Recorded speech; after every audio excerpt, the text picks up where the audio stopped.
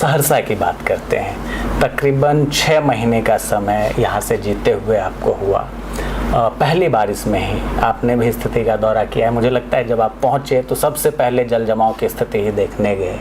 एक तो इसके लिए बधाई के पात्र हैं कि भाई कोई विधायक तुरंत पहुँच जाए किसी चीज़ को देखने के लिए। मानते हैं ये सब स्वीकार करने योग्य बातें हैं?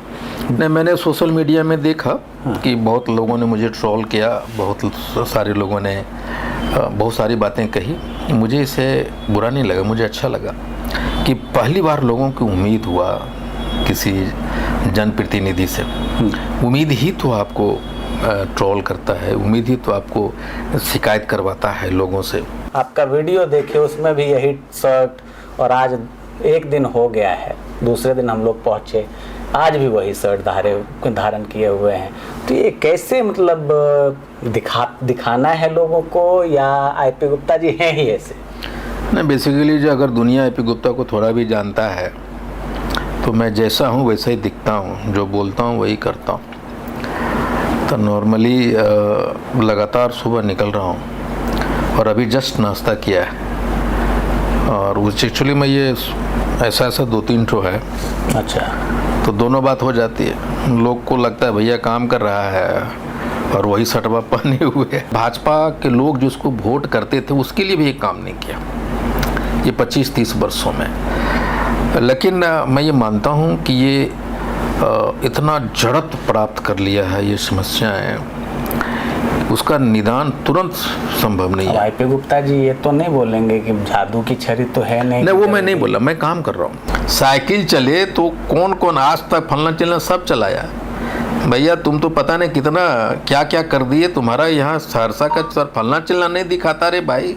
बिहार के सहरसा विधानसभा में जमुई से एक शख्स आए और वो विधायक बने। नाम उनका है आईपी गुप्ता जी।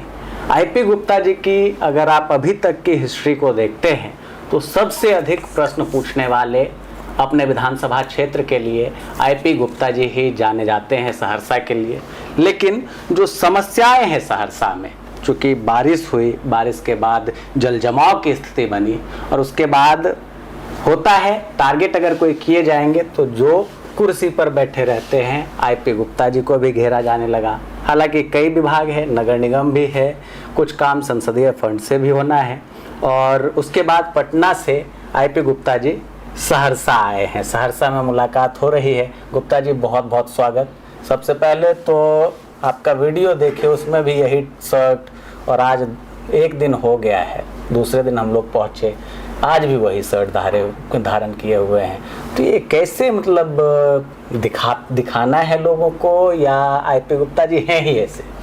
नहीं, बेसिकली जो अगर दुनिया आईपी गुप्ता को थोड़ा भी जानता है तो मैं जैसा हूँ वैसा ही दिखता हूँ, जो बोलता हूँ वही करता हूँ। तो नॉर्मली लगातार सुबह निकल रहा हूँ और अभी जस्ट नाश्ता किया है। और उस एक्चुअली में ये ऐसा 2-3 ठो है। अच्छा। तो दोनों बात हो जाती है। लोग को लगता है भैया काम कर रहा है और वही शर्टवा पहने हुए है। लेकिन नॉर्मली घर में रहता हूँ तो ये शर्ट पहन के बैठता हूँ। 2-3 तरह के हैं, मतलब एकदम फिट बैठना है, नॉर्मली बात करनी है, सारी चीजें चल रही है। लुंगी भी आपको लुंगी भी पहने हुए है ना? लुंगी भी यही दिखता है। वो चुनाव के प्रचार से शुरू होकर एक ही जैसा कपड़ा है, वही पहनना है। नहीं, अलग अलग कलर का है। लेकिन मुझे लगता है कि मैं आपको वही खाना चाहिए, आपको वही पहनना चाहिए जहाँ से आपका इनर सेल्फ सेटिस्फाई होता हो, है ना। कपड़े से अगर आपको पहचान मिलती तो गांधी जी की पहचान उनके धोती से मिला था, उनके टाई कोट से नहीं मिला था। नहीं, बात यहाँ से होती है, बात कर्मों की होती है, बात आपके योग्यता का ट्रांसफॉर्मेशन हो सके, उसको परफॉर्म करने में वहाँ से बात बनती है। कपड़े और ये बाकी चीज़ें बहुत ज़्यादा मायने नहीं रखते हैं। तो थोड़ा मुद्दे पर अब आते हैं। सहरसा की बात करते हैं। तकरीबन 6 महीने का समय यहाँ से जीते हुए आपको हुआ। पहली बारिश में ही आपने भी स्थिति का दौरा किया है। मुझे लगता है जब आप पहुँचे तो सबसे पहले जल जमाव की स्थिति ही देखने गए। एक तो इसके लिए बधाई के पात्र हैं कि भाई कोई विधायक तुरंत पहुँच जाए किसी चीज़ को देखने के लिए। मानते हैं ये सब स्वीकार करने योग्य बातें हैं? नहीं, मैंने सोशल मीडिया में देखा कि बहुत लोगों ने मुझे ट्रोल किया, बहुत सारे लोगों ने बहुत सारी बातें कही। मुझे इसे बुरा नहीं लगा, मुझे अच्छा लगा कि पहली बार लोगों की उम्मीद हुआ किसी जनप्रतिनिधि से। उम्मीद ही तो आपको ट्रोल करता है, उम्मीद ही तो आपको शिकायत करवाता है लोगों से। लेकिन ये लोगों को समझना होगा कि पिछले 25-30 बरस से एनडीए की सरकार यहाँ राज कर रही है और इतना गड्ढा खोदा है शहर के भीतर में इन लोगों ने कि इसको तुरंत भरना इतना आसान नहीं होगा। और यही नहीं, जिधर भाजपा के लोग जो उसको वोट करते थे उसके लिए भी ये काम नहीं किया ये 25-30 वर्षों में। लेकिन मैं ये मानता हूँ कि ये इतना जड़त प्राप्त कर लिया है ये समस्याएं, उसका निदान तुरंत संभव नहीं है। आईपी गुप्ता जी ये तो नहीं बोलेंगे कि जादू की छड़ी तो है नहीं? नहीं, वो मैं नहीं बोला, मैं काम कर रहा हूँ। देखिए, मैं पहले आपको ये समझना होगा, कैंसर का इलाज सिर्फ इसलिए अभी तक नहीं मिला है कि कैंसर कैसे होता है पता नहीं है। हमारे जो लोग हैं सहरसा को, उनसे मेरा सिर्फ एक ही शिकायत होता है, अब जैसे अभी बारिश नहीं हो रहा है, जल समस्या से भूल गया। ये जो बीमारी है ना, इससे मुझे शिकायत है, ये माइंडसेट से शिकायत है। हर कोई बोलता है कि जल जमाव है, लेकिन एक भी आदमी नहीं बोलता कि जल जमाव क्यों है। जिस दिन ये बोलना चालू करते जल जमाव क्यों है तो उनके पास आंसर आ जाते हैं। हमने सहरसा नगर निगम को बहुत पढ़ा है और मैंने सहरसा इंजीनियरिंग कॉलेज को एक वर्क ऑर्डर दिलवाया है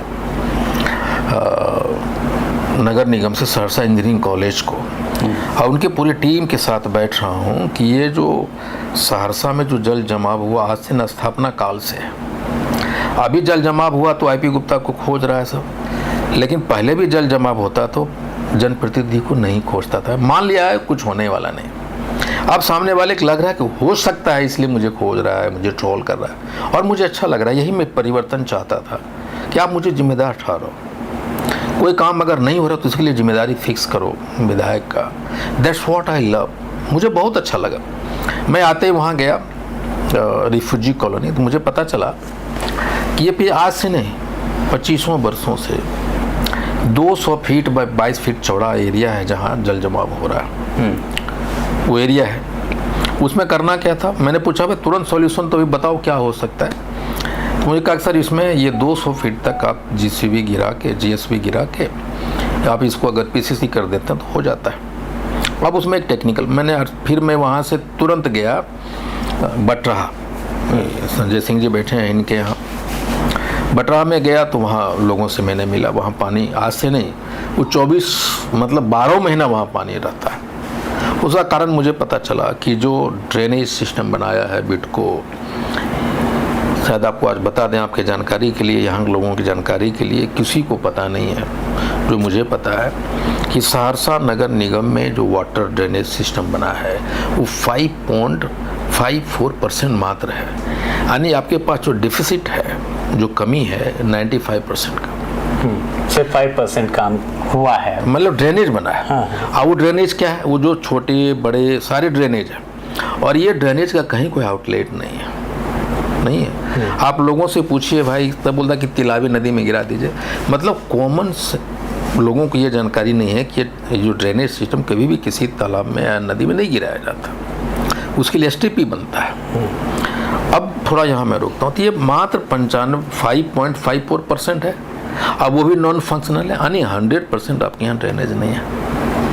ये पिछले 30-25 बरस से भाजपा की और एनडीए की सरकार, अब उनके जनप्रतिनिधि क्या कर रहे थे, हम दोषारोपण में नहीं जा रहे। अब मैं समझने की कोशिश कर रहा हूँ कि आखिर क्यों ड्रेनेज सिस्टम यहाँ नहीं है, क्यों वाटर लॉग है, ये पानी क्यों जमा हो जा रहा है 3-4-5 जगह 10-12 वार्ड में।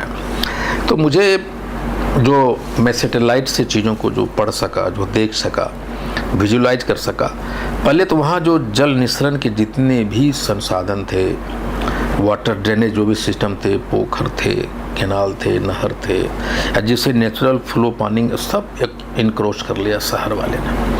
ये बड़े बड़े जो वाइट कॉलर वाले लोग हैं, उन्होंने सारा इनक्रोच करके रखा हुआ है, तो पानी नहीं निकल रहा है। दूसरा क्या है कि कभी भी बिहार में, सहरसा छोड़िए, पटना जैसे शहर में आधे घंटे की बारिश 95% शहर को जल जमाव से भर दे रहा है। इसका मतलब ये हुआ कि शहरों का विकास मास्टर प्लान के तहत नहीं किया गया, जिसका ये मूल कारण है। अब ये है कि जैसे मैं पहले ये जहाँ जहाँ भेंट किया मैं बता दूँ, अब वहाँ आपको समझ में आ गया कि रिफ्यूजी कॉलोनी में क्या है। मैंने आरसीडी इंजीनियर को बुलाया, एग्जीक्यूटिव इंजीनियर को। मैंने कहा कि भाई ये दिक्कत क्या है, क्यों ऐसा है।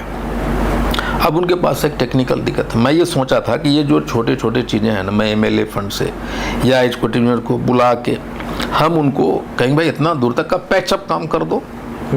ये टैंकर आया, पानी शक्कर, ये सॉल्यूशन नहीं है, ये तत्कालिक सॉल्यूशन है।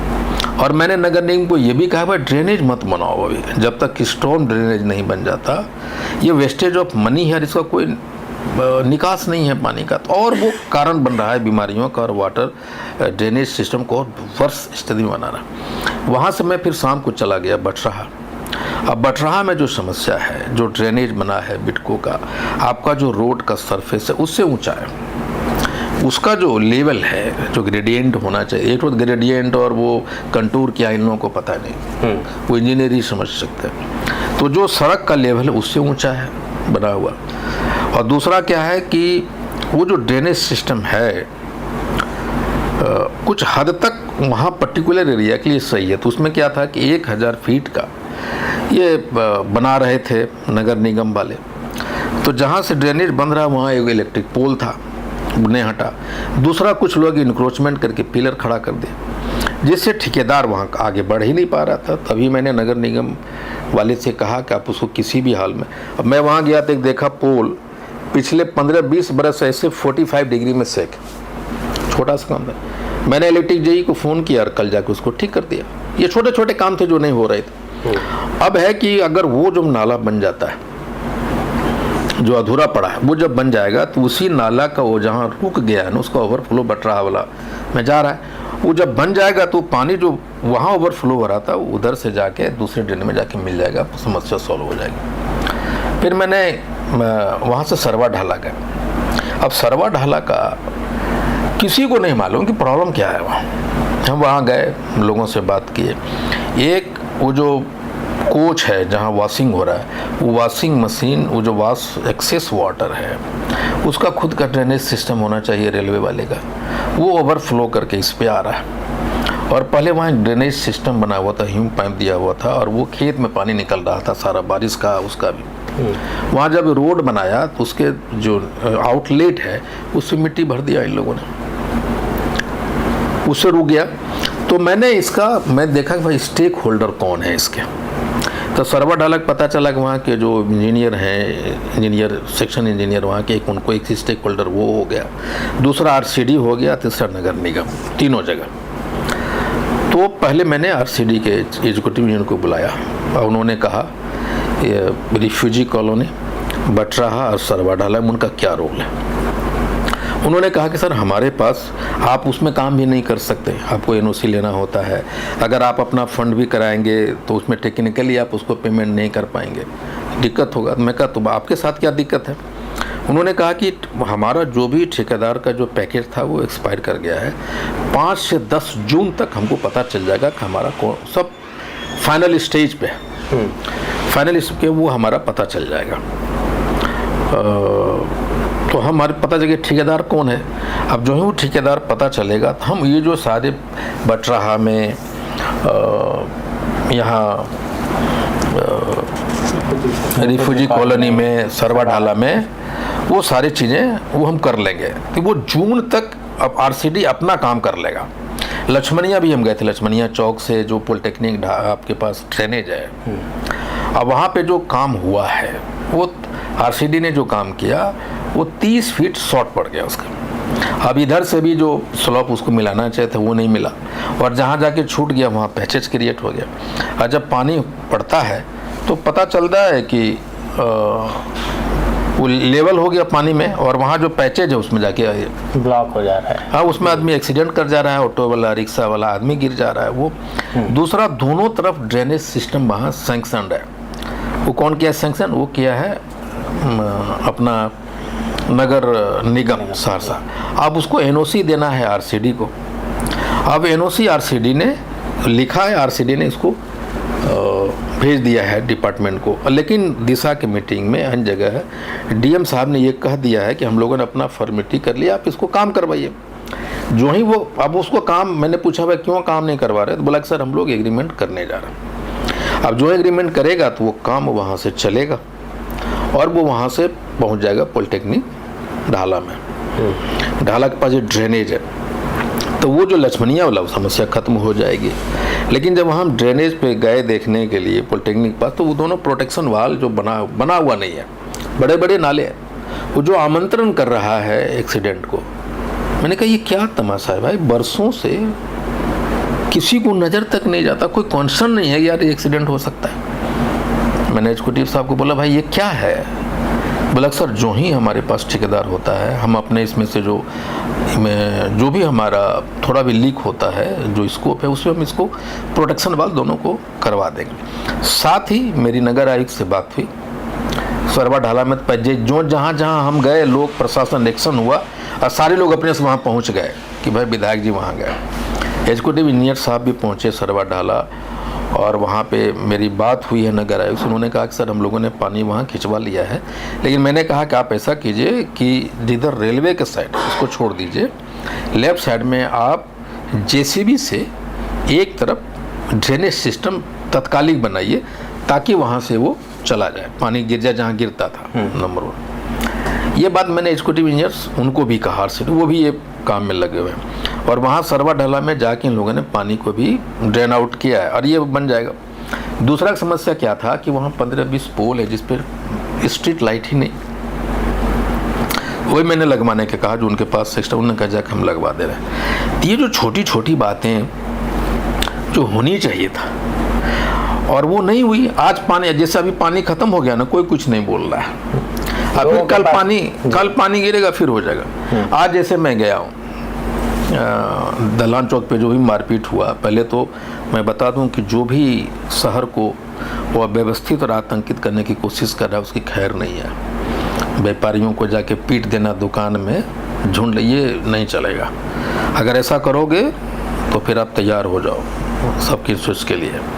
अब मैं वहाँ गया तो मैंने देखा जो आरओबी में जो वेस्ट पिलर है जो काट के रोड पे जहाँ तहाँ रख दिया, मिट्टी जहाँ तहाँ रख दिया, ये जो पिलर बना है उसमें गड्ढे हैं, चारों तरफ पानी है, मतलब सेफ्टी मेजर नाम का कोई चीज़ नहीं है।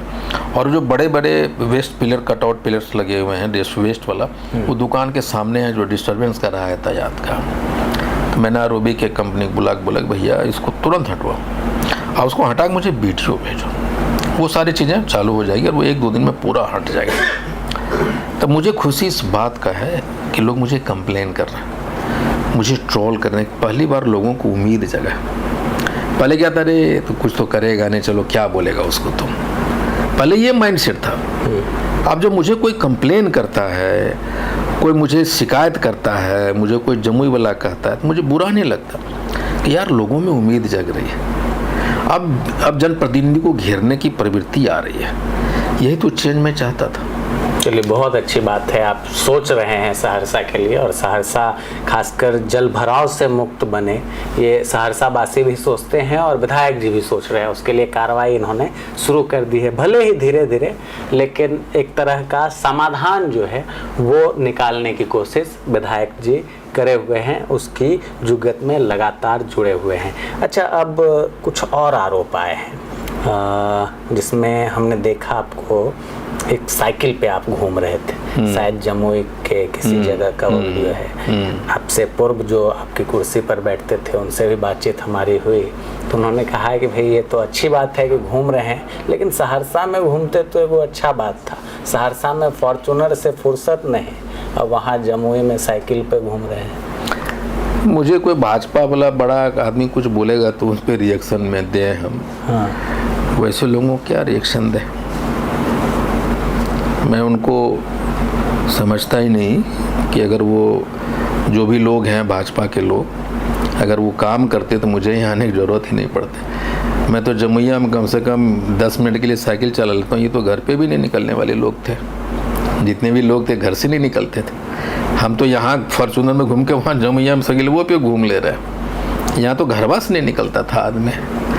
तो ये जो इरिलेवेंट लोग हैं या जो इरिलेवेंट बातें हैं, उसे मैं अपने मिशन से भटकना नहीं चाहता, अपने काम करना चाहता हूँ। शहर ने मुझे बहुत कर्जदार बनाया है, यहाँ के लोगों के कर्ज ज़िंदगी भर उतार नहीं पाऊँगा, और हर पल हर संभव बस उस कर्ज को उतारना है कि एक हमारे संघर्ष को, हमारे तांती तत्वा की लड़ाई को सहरसा वालों ने एक मुकाम दिया है, एक प्लेटफॉर्म दिया है। जिंदगी भर उबर नहीं पाएंगे चाहे जितना काम, लेकिन इतना भी मैं कह के जाता हूँ जो आज तक नहीं हुआ सहरसा में। जब अब 25 बरस के गड्ढे को खाना है, उसको भरने में वक्त लगेगा, और मैं तत्कालिक काम करने में विश्वास नहीं करता।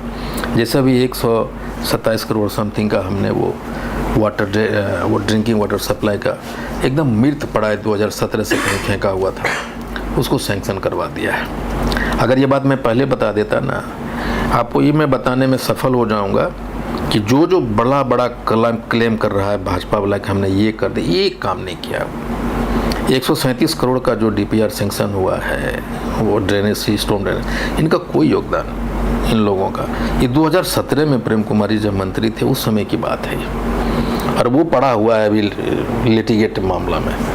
मेरी सम्राट जी से मुलाकात तय है। हम चाह रहे हैं कि इसका परमानेंट सॉल्यूशन कैसे निकले।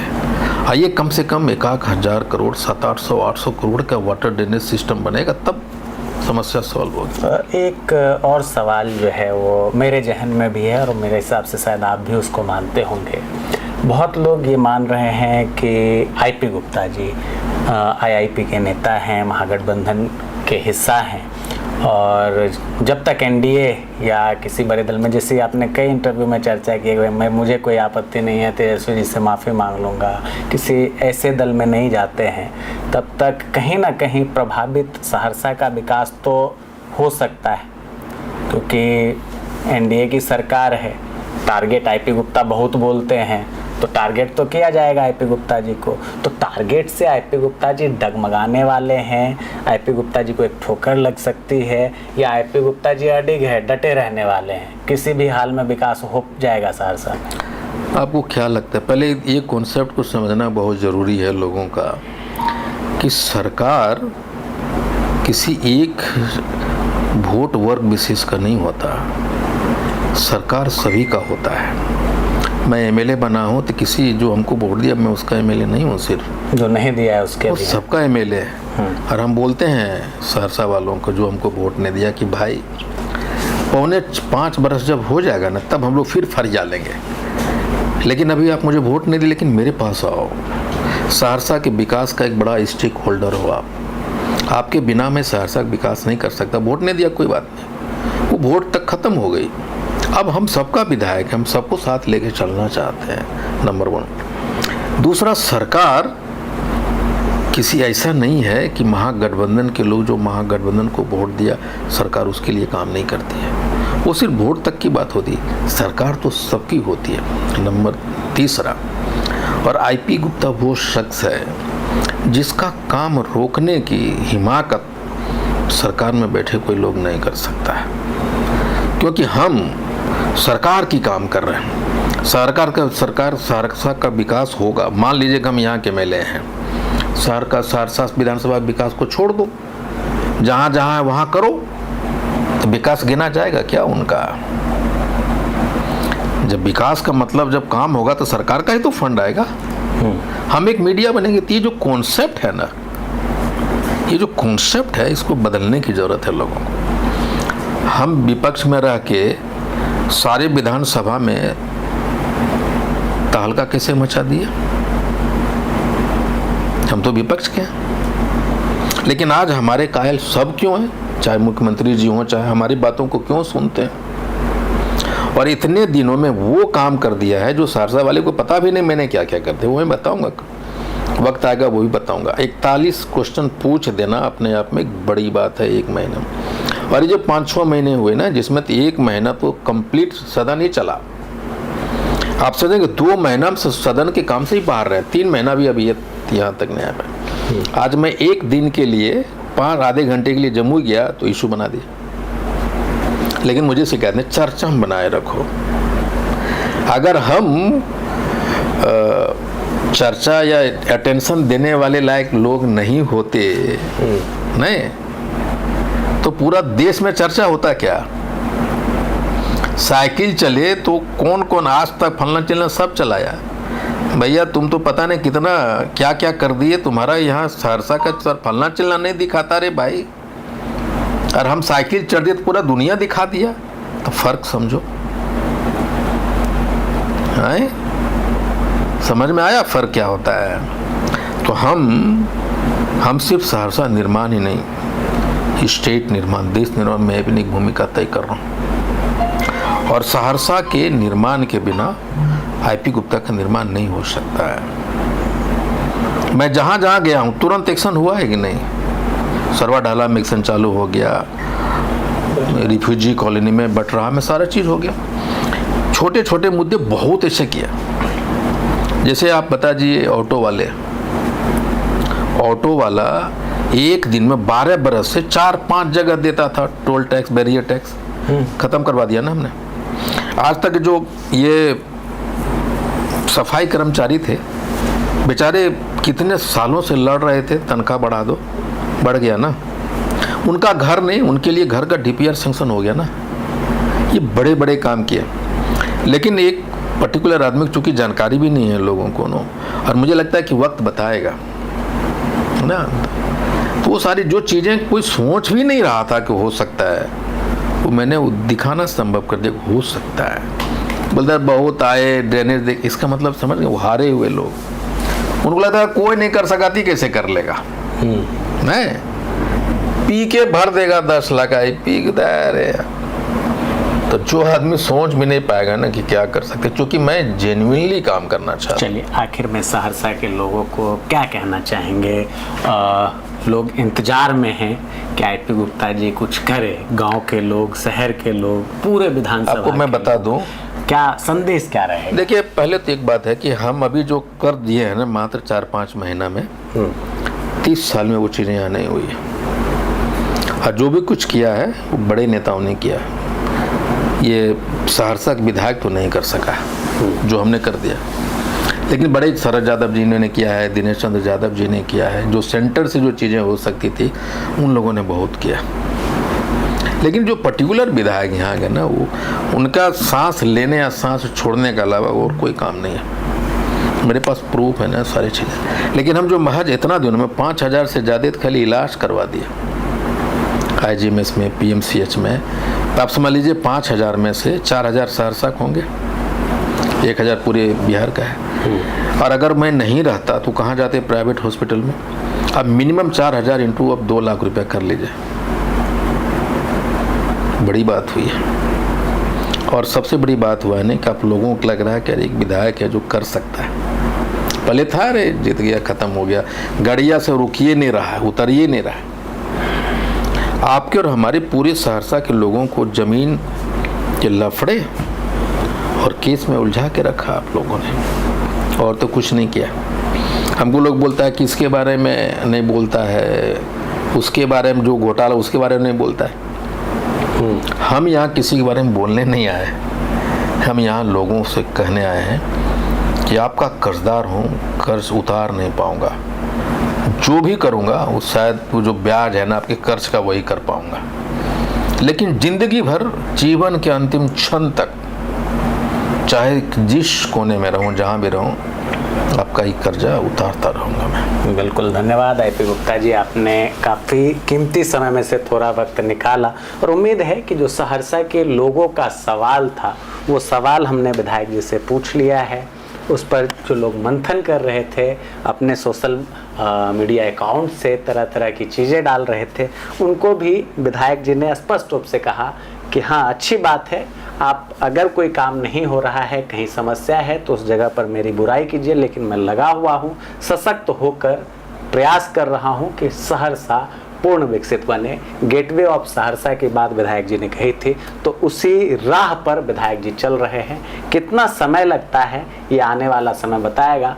फिलहाल अभी बहुत सारी योजनाएं आनी बाकी है सहरसा में, और कुल मिलाकर आप ये कह सकते हैं कि बिहार सरकार को काम स्टार्ट जो है, शुरू जो करना था, वो अब धीरे धीरे शुरू हुआ है। तो एक झलक आपको सहरसा में भी उसकी रफ्तार कैसी रहती है, ये आईपी गुप्ता जी के नेतृत्व में देखने को मिलेगी। आप तमाम दर्शकों का बहुत बहुत धन्यवाद। आपका विधायक जी बहुत बहुत धन्यवाद। Thank you very much.